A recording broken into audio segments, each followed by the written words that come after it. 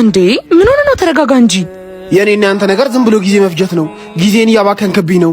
በቃ እንለይ አትለኝም እኮ? ያንተ እንደዚህ መሆን ምን ይቀይራል? እሺ ድንገት ማቃት መንገደኛ ወይም ለወራት ማቃት ሴት ብትሆን እሺ 6 ዓመት 6 ዓመት ታዲያስ ያን ሁሉ ጊዜ አብረን አሳልፈን ህይወትን መጋፈስ ያቅጣት ይሄንን ሰበብ አድርጋ እንደዛ ማለት ነበረባት?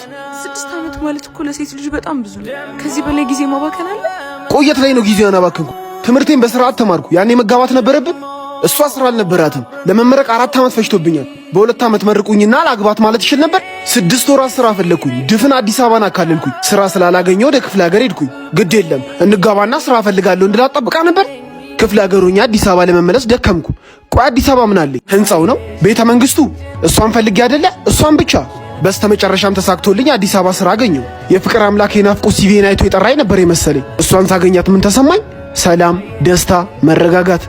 ያንን ስራዬን ጥዬ ከመጣው 2 ወር እንኳን ሳይሞላኝ ይህንን ዱብዳ ትንገረኝ። ደፋር ነች።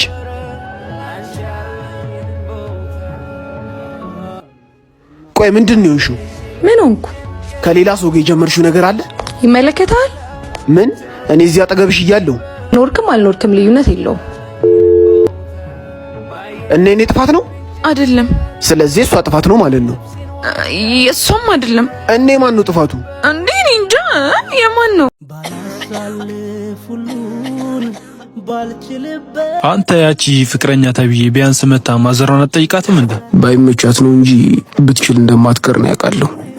ሲጀመር አንተ ትወደኛለች ትላለህ እንጂ እሷ አትወድህም።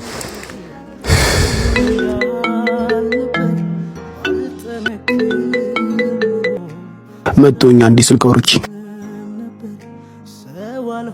ሄሎ፣ የት ነህ?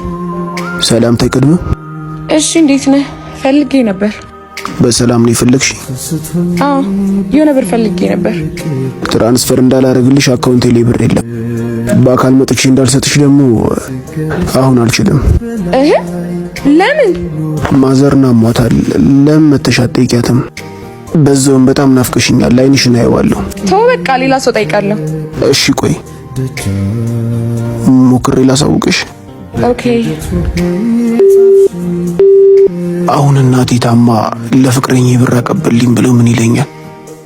ኧረ አብዳል ነው የሚለኝ። ራሴ ቶሎ ደርሼ ልምጣ።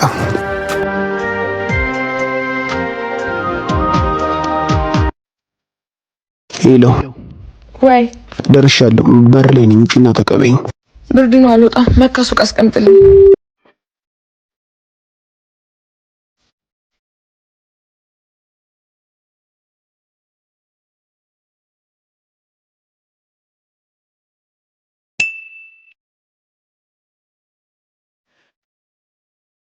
ቴዳ ከዚህ በኋላ እኔና አንተ ነገር እዚህ ጋር ያበቃል።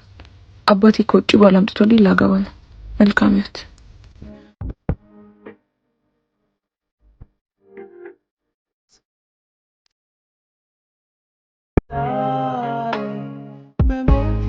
እስኪ በረኪና ስጥ።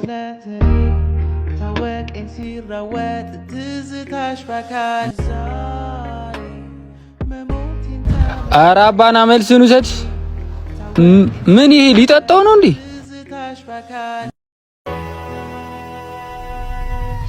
ፈጣሪቢያ የነው እንደው ሊያስተምረን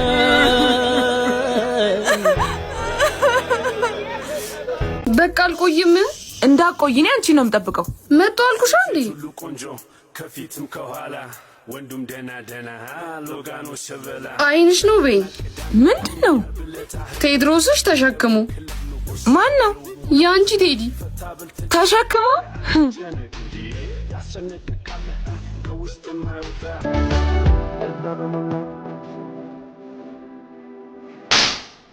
ስማንተ ወዛደር ሆነ ነው ከኔ ጋር ፍቅር ስትጮት ነበር።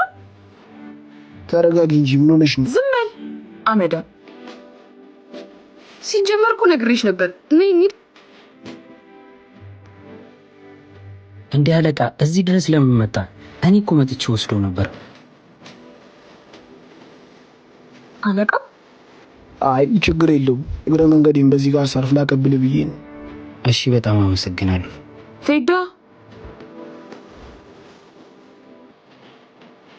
በጣም ታሳዝኛለሽ። እንደዚህ አይነት ሰው አትመስይኝም ነበር። ደግሞ ትሰሚኛለሽ፣ የሰው ማንነት በስራው አይገመትም። እሺ ብቻዬን አባትም እናትም ሆኜ ያሳደኩሽ ከማንም ዱርዬ ጋር አሸሼ ገዳሜ እንድትይ ነው።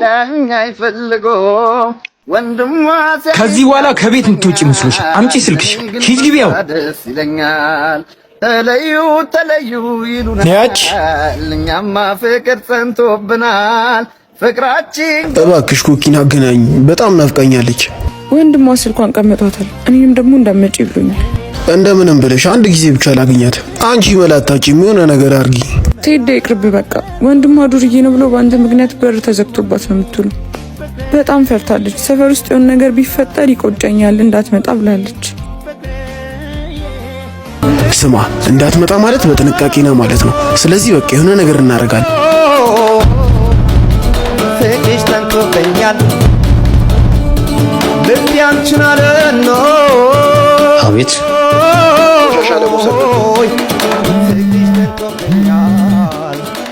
ገብቶ ወሰድ።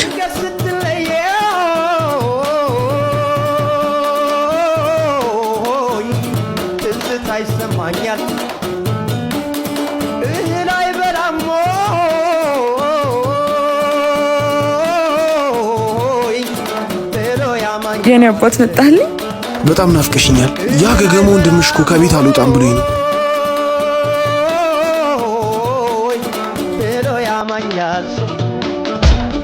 ለካ ከማንም ጋር ሼ ገዳሜ ለማለት ነው ስልክ ሲዘጋብኝ የነበረው።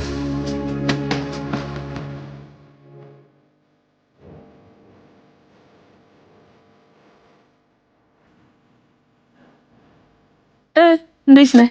በሰላም ነው የቆየሽው? ምን ታካብዳለህ? 2 ሰዓት ነው እንዲጠብቀኝ። ይሁንሽ፣ ሰርፕራይዝ አለሽ። አይንሽን ጨፍኝ። ምን ሰጠኝ ከሆነ ስጠኝ በእናትህ። ቴንክ ዩ ባይ። አከፍቹም እንዴ? ምን ከፈትኩት አልከፈትኩት ከቸኮሌት አይዘል። ባይ። አፈቅርሻለሁ። ላስብበት እያልሽኝ እኮ ብዙ ጊዜ አትቆጠሩ። እንግዲህ ምርጫ አንተ ነው፣ መሄድ ወይም መታገስ። ምን አባቱ ሆኖ ነው ሰሞኑን ያልደወለው?